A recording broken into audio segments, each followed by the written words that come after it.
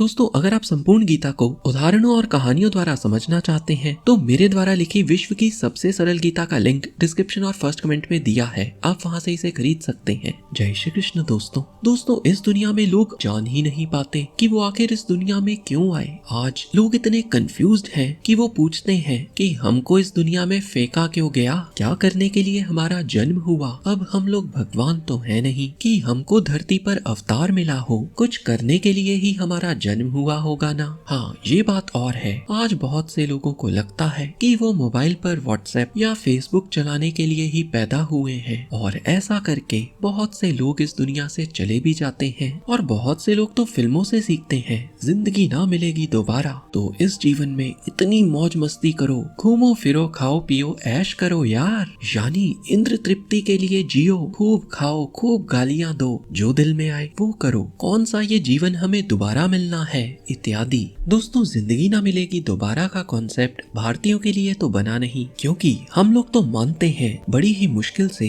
मनुष्य जन्म मिला है और इसको तो हमें सार्थक बनाना ही है, अपने जीवन को व्यर्थ नहीं करना। क्योंकि सत्य तो ये है, हमारा जीवन केवल एक जन्म तक ही सीमित नहीं है, हमारा जीवन तो कई जन्मों की यात्रा है। यानी टेंशन नॉट, जिंदगी मिलती रहेगी दोबारा, कभी कोई पक्षी, कोई जानवर या कोई अन्य जीव जंतु के रूप में। तो जरूरी है कि हमारा ये जीवन व्यर्थ ना हो। परंतु इस धरती पर हम फेंके क्यों गए, क्या करने के लिए हम पैदा हुए, आइए जानते हैं मनुष्य जीवन के 4 लक्ष्यों को जो सूर्य उपनिषद में बताए गए हैं। सूर्य उपनिषद अथर्ववेद शाखा के अंदर आता है और हैरानी वाली बात तो ये है, पहली नजर में तो लगता है कि ये 4 लक्ष्य अपने आप में विरोधाभास हैं। किसी ने तो मुझे यहाँ तक कह दिया था कि ये चारों बातें श्रीमद् भगवत गीता के ही उलट है, परंतु आज आप जानोगे ऐसा नहीं है। हाँ, ये बात हर कोई समझ नहीं पाता, केवल ज्ञानी ही इसको समझ पाते हैं। तो आज आप अपने ज्ञान में थोड़ी वृद्धि करें। इस वीडियो में आपके अनेकों प्रश्नों के उत्तर छुपे हैं, तो चलिए वेदों से जानते हैं हमें किन 4 चीजों पर फोकस करना चाहिए कि हम अपने जन्म को सफल माने। स्पष्ट कर दूं, वैसे तो इंसान और जानवर में कोई भेद नहीं, परंतु इंसान के पास बुद्धि है और बुद्धि ना होने पर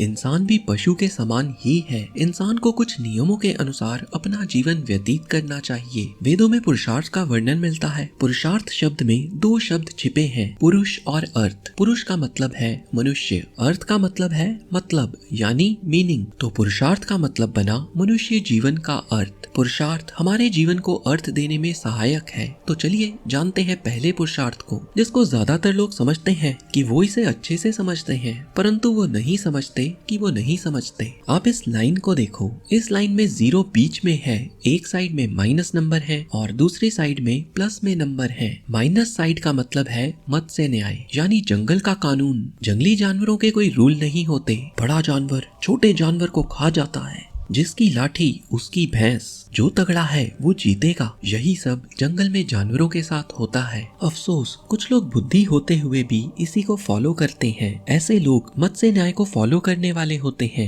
जानवरों की तरह ही ये अपना जीवन व्यतीत करते हैं, केवल अपने बारे में ही सोचते हैं। असल में ये लोग धर्म पे नहीं, अधर्म के मार्ग पर होते हैं। फिर आता है 0 में वो लोग आते हैं जो ना तो किसी का बुरा करते हैं और ना ही जिनके कारण किसी का भला होता है। ये लोग केवल जिंदगी काटते हैं, जीते नहीं है। इनकी जिंदगी ऑफिस से घर और घर से ऑफिस। आज ज्यादातर लोग इसी कैटेगरी में आते हैं। ये लोग ना तो धर्म का साथ देते हैं और ना ही अधर्म का। अब आते हैं पॉजिटिव वाली साइड, यानी ऐसे लोग सिर्फ खुद का ही नहीं बल्कि पूरे संसार का भला करते हैं। इनके आसपास के लोग इनसे अक्सर खुश ही होते हैं, यानी कि ये धर्म के मार्ग पर हैं। ये लोग अपने मनुष्य होने की हर ड्यूटी को पूरा करते हैं और यही है मनुष्य जीवन का पहला उद्देश्य, पहला पुरुषार्थ, जिसके लिए हमें जीना है, धर्म। अब दूसरा पुरुषार्थ अर्थ। अक्सर लोग इससे कंफ्यूज हो जाते हैं क्योंकि अर्थ का मतलब है पैसा। तो वेद हमें पैसा कमाने के लिए भी प्रेरित कर रहे हैं, परंतु पैसा तो इच्छा हो गई। और श्रीमद् भगवत गीता में तो श्री कृष्ण ने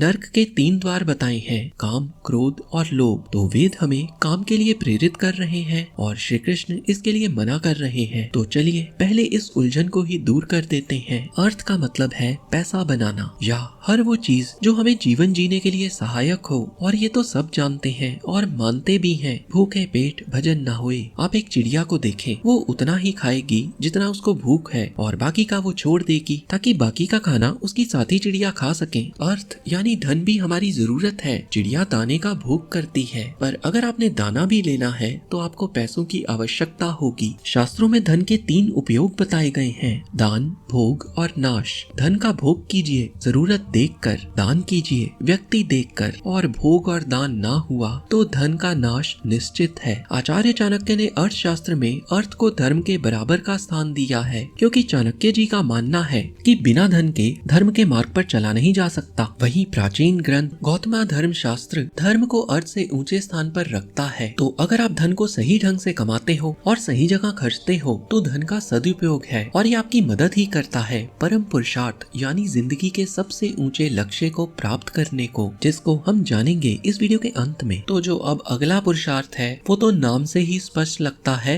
कि ये तो श्रीमद् भगवत गीता के बिल्कुल ही उलट है। श्रीमद् भगवत गीता के 16वें अध्याय के 21वें श्लोक में श्री कृष्ण बताते हैं, काम, क्रोध और लोभ ये तीनों नर्क के द्वार हैं। और अगला जो पुरुषार्थ वेद बताते हैं वो तो है ही काम। हो गए ना कंफ्यूज्ड? चलो इसको भी थोड़ा सा एक्सप्लेन करते हैं। काम को हम 2 भाग में बांटते हैं। एक काम वो है जो हम सिर्फ इंद्रियों की तृप्ति के लिए करते हैं। मुझे भोजन स्वादिष्ट लगा, मैंने इंद्रिय की तृप्तियों के लिए बहुत अधिक भोजन कर लिया, ये काम है जो आपके वश से बाहर है। उसी प्रकार अगर किसी मनुष्य के मन में बहुत अधिक काम वासना के विचार आते हों और ये सब उसके दिमाग में चलता ही रहता हो तो ये तो निश्चित ही नर्क का द्वार है। परंतु दुनिया को आगे बढ़ाने के लिए भी काम की आवश्यकता है और ये काम वासना में नहीं आता, इसीलिए काम को काम देव भी कहा जाता है और इसी से दुनिया चलती भी है। काम इच्छा के रूप में भी जरूरी है। वेदों के अनुसार काम का अर्थ है सांस्कृतिक गतिविधियों और अन्य रचनात्मक गतिविधियों से खुशी प्राप्त करना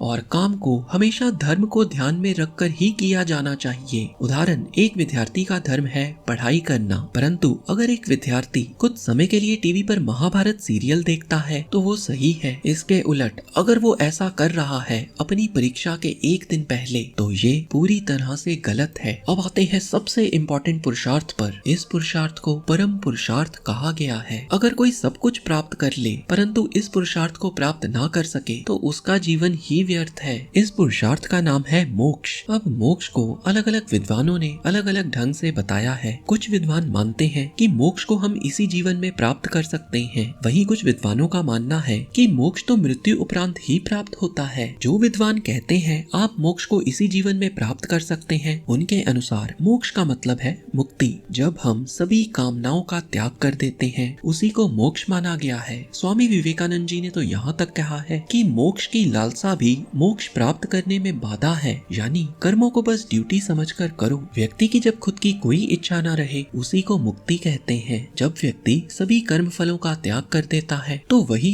मोक्ष या मुक्ति है। वहीं इसके उलट बहुत से विद्वानों का मानना है मृत्यु उपरांत आत्मा का परमात्मा से मिलन ही मोक्ष है, यानी जन्म और मृत्यु से मुक्ति ही मोक्ष है। मोक्ष के बाद अगला जन्म नहीं होगा और जिसने इसको प्राप्त कर लिया उसने सब प्राप्त कर लिया। हरे कृष्णा।